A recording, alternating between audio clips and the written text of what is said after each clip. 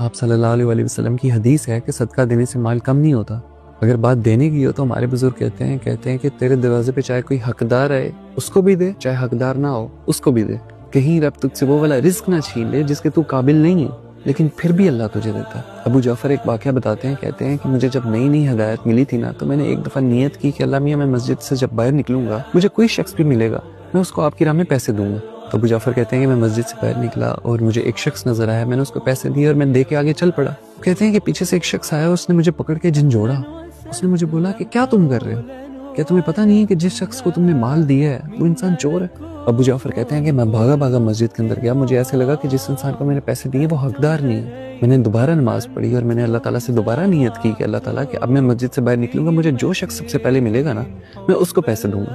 تو ابو جعفر دوبارہ مسجد سے باہر نکلے اور انہوں نے دیکھا کہ ان کو سب سے پہلے ایک عورت ملی. انہوں نے اس کو پیسے دیے اور کہتے ہیں پیسے دیتے ساتھ میں چل پڑا. کہتے ہیں پھر پیچھے سے کوئی آیا اور اس نے مجھے پکڑ کے جھنجھوڑا اور اس نے مجھے کہا کہ تم کیا کر رہے ہو، تمہیں پتہ نہیں ہے کہ تم نے جس کو پیسے دیے ہیں وہ ایک طوائف ہے.